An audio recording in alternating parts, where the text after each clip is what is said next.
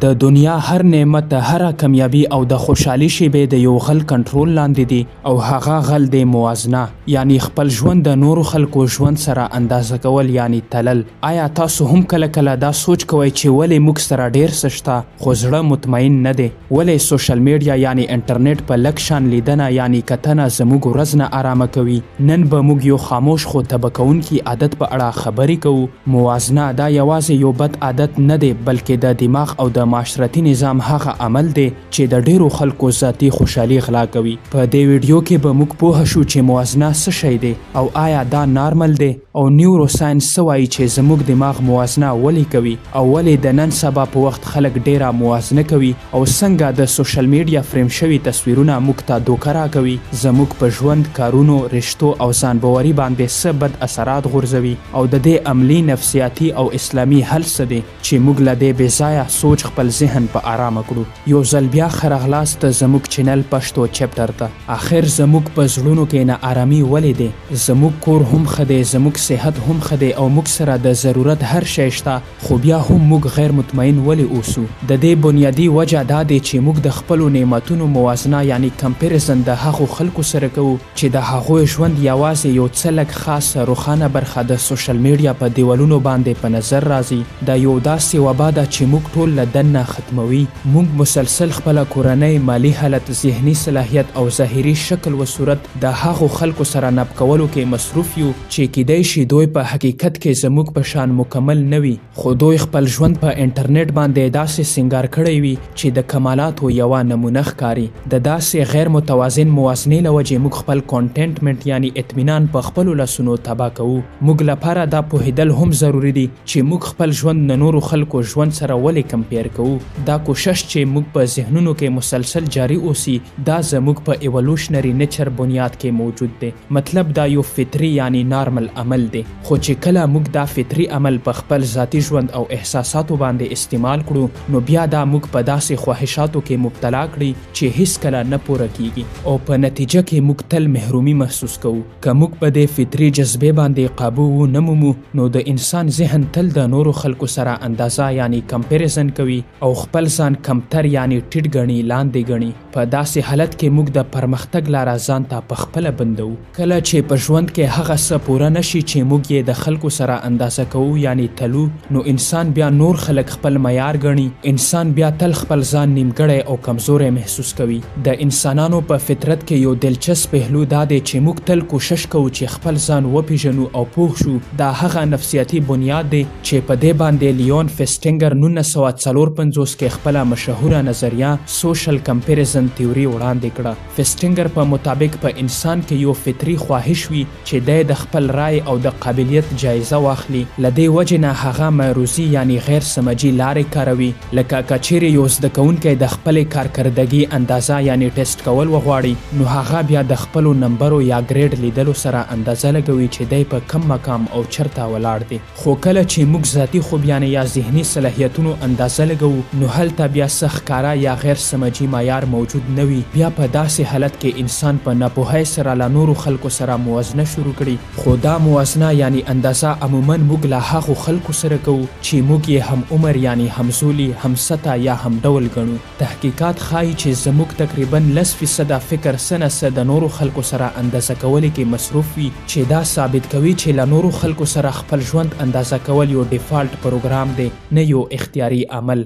دا عادت صرف نفسیاتي نه دی، بلکې دا زموږ د پخوانی تاریخ حصه دی. انسانانو پخوانی وختونو کې دا صلاحیت له دې وجې جوړ کړی و ترڅو له نورو خلکو څخه څه زده کړه وکړی شي او د خپل ځان حفاظت وکړی شي، ترڅو انسان په خپل ګروپ کې ځان فټ کړي او خپل جسمانی او ذهني طاقت له مخالفو یعنی مقابله کوونکو سره سم کړي. دا موازنه یعنی خپل ژوند له نورو خلکو ژوند سره کمپیر کول یعنی اندازه کول یو حفاظتي میکانیزم و. د سایکالوجي له لارې دا عمل نن هم جاری دی، خو اوس د دې دوه خاص هدفونه یعنی مقصدونه دي. اول د سیلف ایولوشن، د خپل ځان جایزه اخیستل، او دویم د سیلف انهانسمنت یعنی خپل ځان کې خواله راوستل. په دې کې انسان دا پوهیدل غواړي چې د چرته ولاړ دی او څنګه خپل کمزوریانې ټیک کړي ترڅو خپل آیډیل هدف ته ورسیږي. خو په دې سفر کې یو ریسک یعنی خطر پروت دی چې موږ ورته سبجیکټیویټي ټراپ وایو، چې کله د خپل ژوند اندازه کول د نورو خلکو ژوند سره لکه ریډز بانک بیلنس پورې شي نو دا صحتمند وي، خو چې کله بیا دغه موازنه د خوشحالي، ښایست یا د روحاني سکون په شان شیانو باندې شي نو دا یوه بنیادی خرابي جوړوي.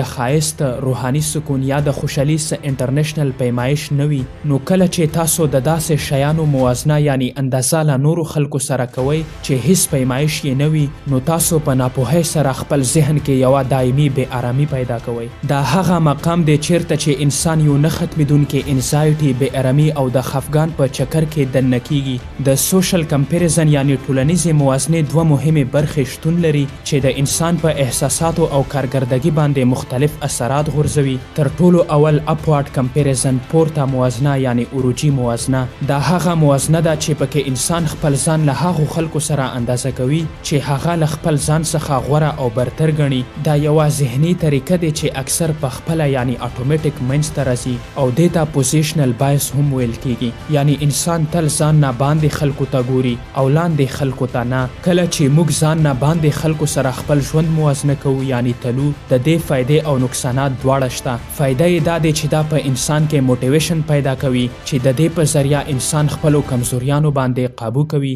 او ښوالي طرف ته مخ کوي. خو دا موازنه هغه وخت ښه وي کله چې موازنه په خپل حد کې وي، خو د دې منفي اثر ډیر طاقتور او عام دی. کله چې پورته موازنه یعنی عروجي موازنه د اوږد وخت یا له خپل حد نه زیاته او په سختۍ سره شي نو د دې نتیجه بیا اکثر حسد په صورت کې راځي. دا په انسان کې حسد پیدا کوي. دا شان مسلسل موازنه انسان کې غیر اطمیناني، ناامیدي، خفګان او په ځینو وختونو کې بدې رویې لکه دروغ ویل او داسې ډیر بد عادتونه پیدا کوي. نفسیاتي تحقیقات وایي چې عروجي موازنه یعنی د ځان نه باندې خلکو سره خپل ژوند اندازه کول زیات منفي یعنی نیگیټیو جذبات پیدا کوي، ولې چې انسان پکې د خپل ځان ښه ثابت کولې په دباو او پرشر کې راځي. دویم دی ډاونورډ کمپیریزن، ښکته موازنه یعنی لاندینۍ موازنه.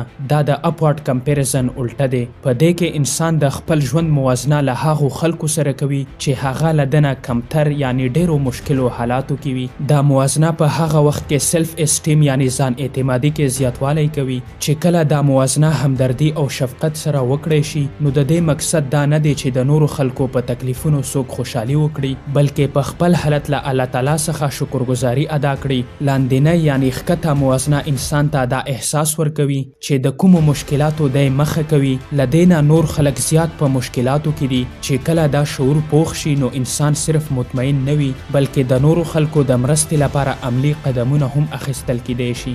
یوه بله مهمه موازنه هم دی چې ورته سیلف انهانسمنټ ویل کیږي. دا هغه نفسیاتي عمل دی چې پکې انسان د نورو خلکو کمزوریانو، خمیانو او بدو عادتونو باندې توجه ورکوي ترڅو د خپل ځان د نورو خلکو په مقابل کې ښه محسوس کړي. دغه شان انسان یو داسې ذهني ماحول جوړوي چې په هغې د دې سیلف ایمیج یعنی د ځان تصور ډیر ښه لیدی شي او د دې ذاتي قدر محفوظ اوسي. خو بیا سایکالوجي وایي چې زموږ په نظر دا موازنه کمزوری بنیاد لري، ځکه د دې نه د برتري او دروغجن احساس جوړیږي. یعنی د برتري بډایي هغه احساس چې په حقیقت کې دومره نه وي بلکې د نورو خلکو سره موازنې په وخت د خوشحالي له وجې موږ دا احساس کوو، ځکه نور خلک د انسان نه ډیر کمزوري، بدخوی یا د خرابو رویو والا وي. خو که څه هم زموږ نه لاندې بیکاره خلک وي، بدخویه خلک وي، خو زموږ نه نیک د ښو اخلاقو خلک هم شته نو بیا دی له برتري نه کمتري ته راګذار کوي. خو اصلي ښهوالی او بهتري هغه دی چې انسان په خپل قدر